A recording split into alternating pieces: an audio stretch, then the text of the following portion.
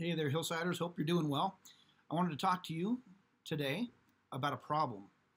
And this isn't a problem that I knew about, but it was brought to my attention by a person whose name rhymes with baloney. Yes, that's right. It was Joni. And she brought up to me, said, "Husband, I would like to talk to you about why you were so angry and why you have such a short fuse right now." And it was really surprising to me because anger is something that I wrestled with way back in the day. Going back into my mid 20s. That's 25 years ago that I was the angry guy who hadn't really learned how to process grief, how to process my own emotions. And so anger is kind of like the big brother emotion that would show up and kind of make me feel better, not have to worry about being vulnerable or fearful or anything else that I was wrestling through. And of course, I'm not even able to identify what is it that she's talking about. So I said, "No, I'm not. I am not angry. I am not snapping." And then I felt the Holy Spirit nudge me and said, "Have you considered that your wife might be right?" And I got to see a replay of that face that I just made when I was snapping, pretend snapping. And it was like, oh, yes, that's me. That is what I was doing. And Joni wanted to know, why do you feel that way? And I couldn't answer her off the top of my head. I mean, there's a lot of crud going on. Our schedules are disrupted. You've heard of things that are happening in the world today. It's affecting everyone. Everyone's schedule's been thrown off. And perhaps nobody more than yourself feels the disruptions in your own life. But I hadn't given much thought to it because, again, anger is not my thing anymore. But then I remembered Psalm 4, verse 4, says something to the effect of, "Be angry and do not sin. Ponder in your own hearts on your beds and be silent." And I just felt this little nudge from the Holy Spirit say, go and sit and ponder. Ask me why you're angry.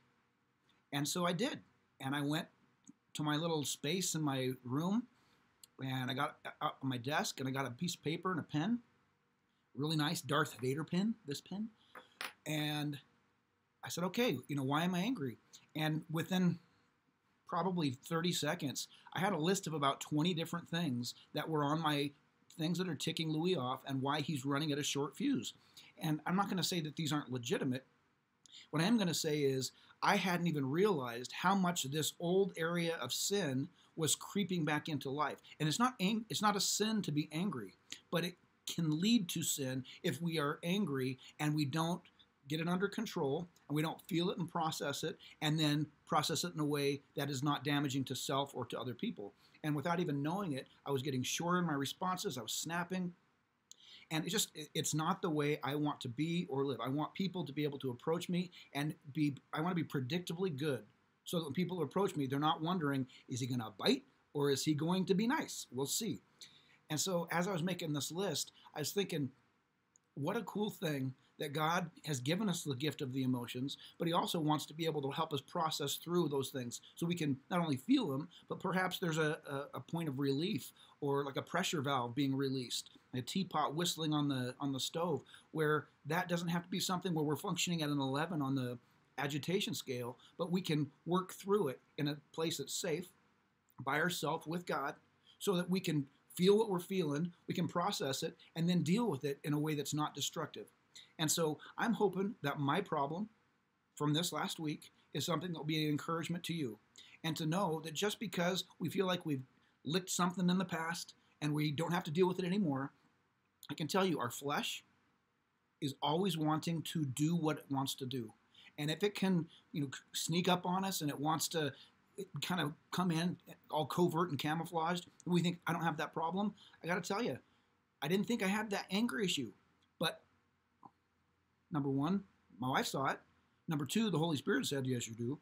And so in the middle of it, I want to encourage you, be open to the direction of the Holy Spirit. Listen to the reflectors in your life, the people who God's put there to kind of help keep us in check, but also remind you, hold the mirror up to us. And also to know that just because we're experiencing those intense emotions, we don't have to go all King Kong or Sasquatch on people.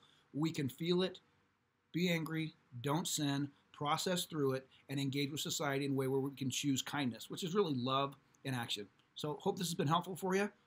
God bless you. Have a great rest of your week.